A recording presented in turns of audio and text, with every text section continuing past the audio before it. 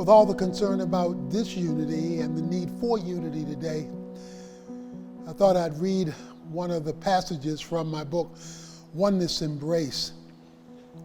Why must we address this issue as the church, and why must we address it now? We, the church, have allowed these battles to divide people of faith even more deeply than before. We cannot afford this. Our nation cannot afford this. Our sons and daughters, whether black, white, or any other color, cannot afford this. We can no longer afford to sit idly by representing the body of Christ as a mere wreck of its divine design. The solutions to the issues we face today are found only by applying a biblical and divine standard as answers to the questions before us. The church should be a model, especially at a time like this, to reveal to the world what true oneness, equality, and freedom can produce. Hell advances on the church's doorstep with fervent speed, and as long as we remain divided, it will continue to do so. We can resist hell's advances and take back our nation for Christ if we're willing to come together by first filling in our own gaps in our understanding, our knowledge of our unique histories and our relationships, while simultaneously repairing our own fissures that lead to even greater divides. Our songs ring mournfully flat when the bells on our churches remain cracked.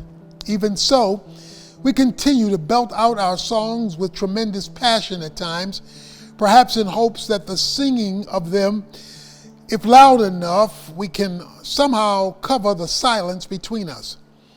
We sing emotion-filled lyrics designed to draw us together by reminding us that we are all blood red until we are blue in the face.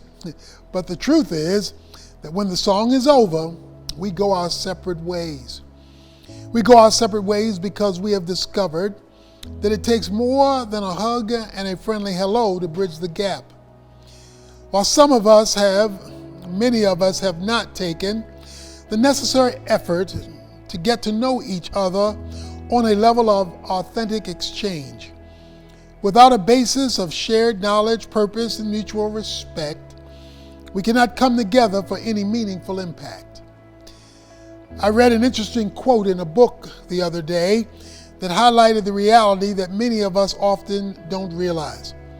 Authentic oneness comes as an outgrowth of shared lives, not simply through a cross-cultural experience here and there. The author's words originally caught my attention as I stumbled across my own name. But then I saw that the point he was making summarized a common theme in American Christian culture today. He said, quote, "I know many of my white friends and colleagues, both past and present, have at times grown irritated by the black community's incessant babbling about race and racism and racial reconciliation. They don't understand what's left for them to do or say. We have African Americans and other people of color on our staff. We listen to Tony Evans' broadcast every day. We even send our youth group into the city to do urban ministry. Can we get on with it already? Haven't we done enough? With the racial divide still stretching wide for miles, we obviously haven't done enough. Much of what has gone on under the designation of racial reconciliation and oneness in Christianity is nothing more than tolerance. To be certain, we've come a long way from the slavery, Jim Crow laws of segregation, and other overt expressions of racial hatred. But tolerating each other does not mean we have reconciled.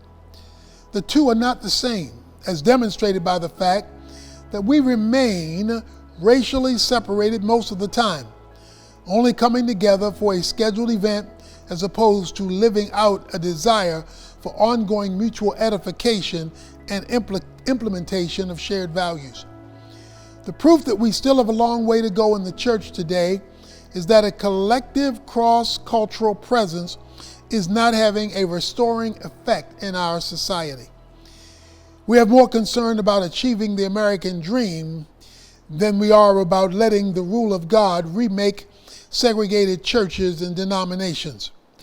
In so doing, we have limited the degree to which the healing balm of God's grace flows freely from us into our communities and ultimately throughout our land.